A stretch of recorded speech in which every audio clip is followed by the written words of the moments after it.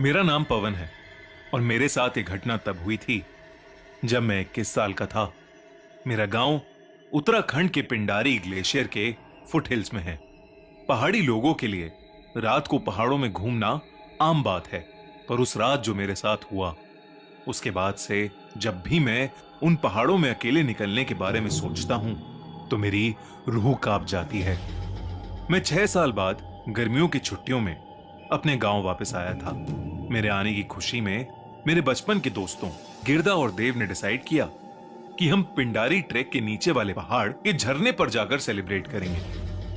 हमने अगली सुबह ट्रैक शुरू किया। वो ट्रैक 8 घंटे का था और रास्ता बेहद खूबसूरत था। आधे से ज्यादा ट्रैक करने के बाद थकान और तेज धूप के कारण हमने सोचा कि थोड़ी देर आराम कर लें। वो जगह बहुत ही शांत थी और वहां कई सारे छोटे रास्ते थे जो अलग अलग पहाड़ों तक जाते थे। हमने गाने चलाते चलाते लंच किया और थोड़ी देर में ही हमारी आंख लग गई। लेकिन कुछ देर बाद अचानक मेरे कानों में किसी बच्चे की आवाज आई, बाबा।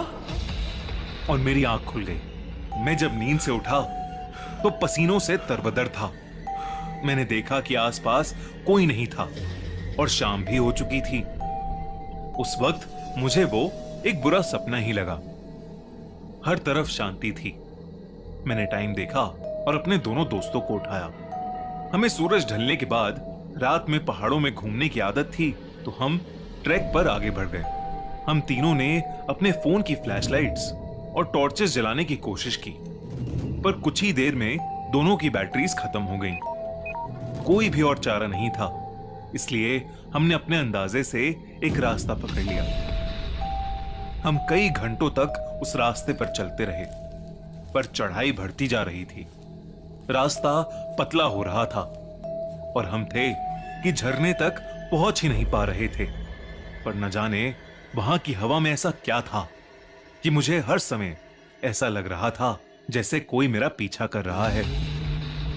लेकिन मैं जितनी भी बार पीछे मुड़ता, मुझे सिर्फ पेड़ और झाड़ियां ही नजर आती थीं। कई घंटों तक जंगल में भटकने के बाद हम समझ गए थे हम सही रास्ते से काफी दूर आ चुके हैं। शायद हम चलते चलते किसी दूसरे ही पहाड़ पर पहुंच गए थे। हमारे शरीर थक कर चूर हो गए थे। हमने एक सही जगह पर अपना तंबू लगा दिया, लेकिन तंबू लगाते वक्त मुझे झाड़ियों से फिर से एक छोटी लड़की की आवाज आई। ऐसा लग रहा था कि कोई छोटी लड़की मुझे कुछ बोलने की कोशिश कर रही थी, पर मुझे समझ नहीं आ रहा था। मैंने उसे अपने मन का वहम समझा और सीधा खाना खाकर सो गया। कुछ देर बाद मेरी आंख खुली। मैंने देखा कि मेरे शरीर को कोई घसीट कर कहीं ले जा रहा है। मैंने गर्दन उठाकर देखा तो मुझे एक भयानक दानव जैसा एक आदमी घसीट रहा था।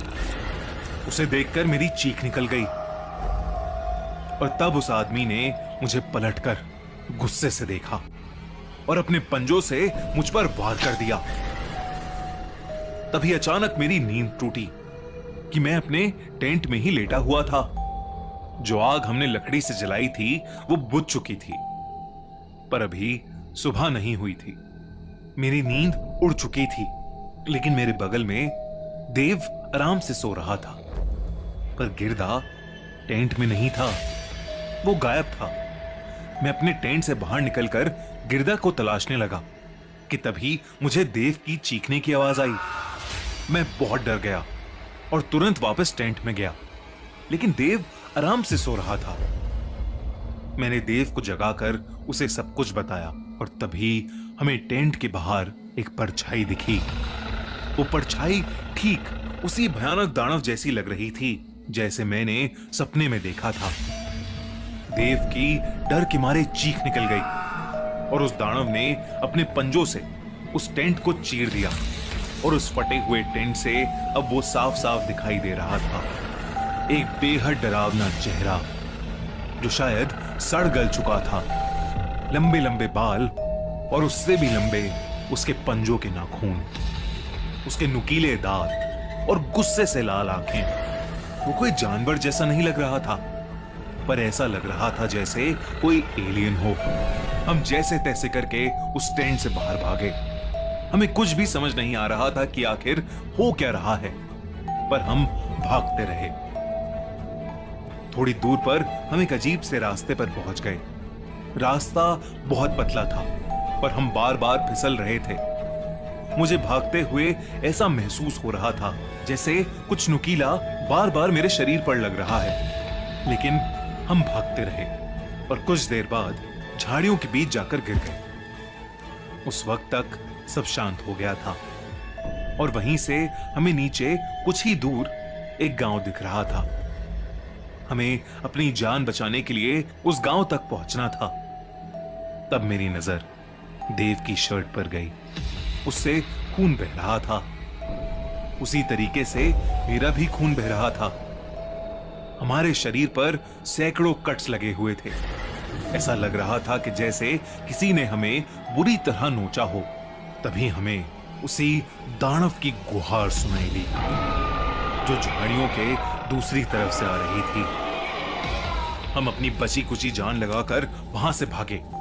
हम तब तक भागते रहे जब तक हमारा शरीर बेजान नहीं हो गया।